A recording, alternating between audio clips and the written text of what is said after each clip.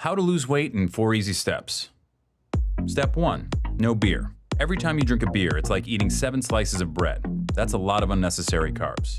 Step 2, portion control. When eating out at a restaurant, cut your meal in half and ask for a takeout container to save the rest for later. Step 3,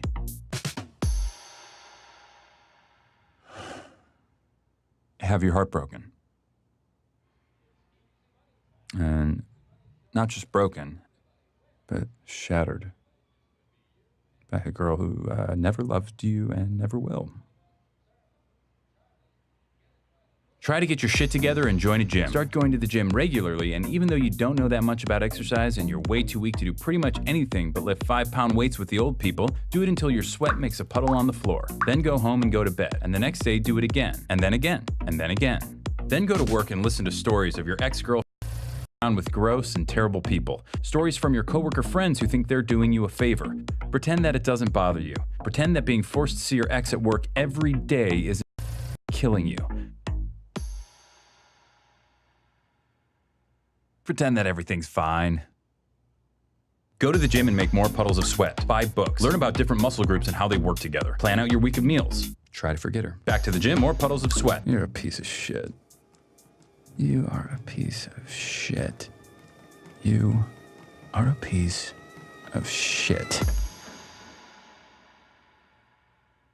After the gym one night, go all the way up to the top of the parking garage and walk all the way to the back. Look out at the lights of the skyscrapers of downtown and think about how every single one of those office lights represents a person. Try to imagine how they feel, what they're doing. Then realize that most of those lights are probably shining into offices with no one in them. Realize you're alone, that you're staring at no one.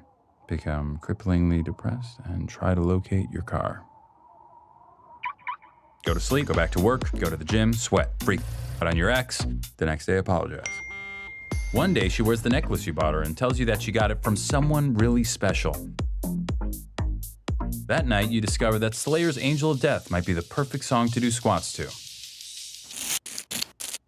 Start to make friends at the gym. You used to look down on bro nods and fist bumps, but since that's how gym rats communicate, that's become the language you speak most often. Max and you spot each other on Wednesdays, Vinny and you spot each other on Fridays. It's important not to forget that you're a piece of shit. Work, gym, food, sleep, over and over. More fist bumps, more sweat puddles. Your body changes slowly, then all at once. You hit your goal weight, pick a new one, then hit it again. You go out and buy new clothes. You receive wave after wave of compliments. Your ex tells you that she's seeing someone else.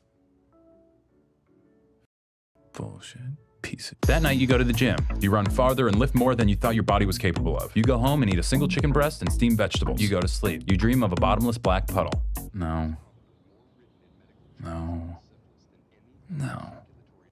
There's a girl you see a lot at the gym who always does these weird leg exercises you've never seen before. You make it a point not to look at her because you're overly worried about looking creepy. Like that guy in the blue shirt who never wears underwear and always hangs around the lat pull-down machine.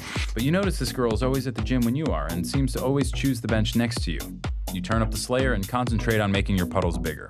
At work, your ex parades her new boyfriend around, flatly ignoring you the entire time. He's taller than you, in better shape than you, and significantly better looking than you.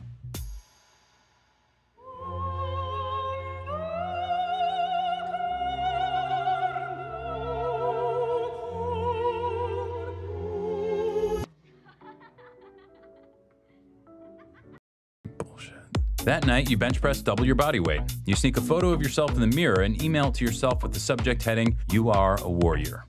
The next day, you are more disgusted with yourself than you've ever been, and you delete it immediately.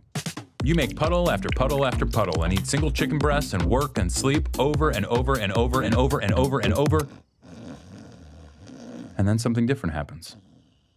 A night comes when you're not the last person in the gym. It's you and the girl who does the weird leg exercises. You end up walking out at the same time. Her name is Melissa and she works close by. She asks you out to dinner on Friday, promising it'll be healthy.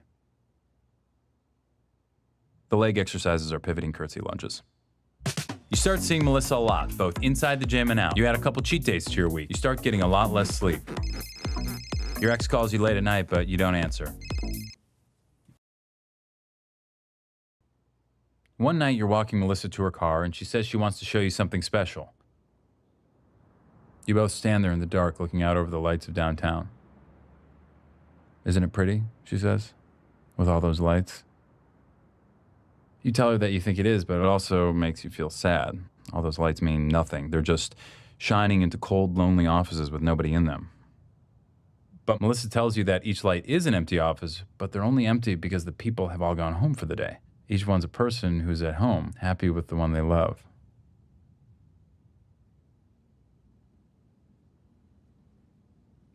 You look at her in the lights, and she smiles. Something in your chest expands.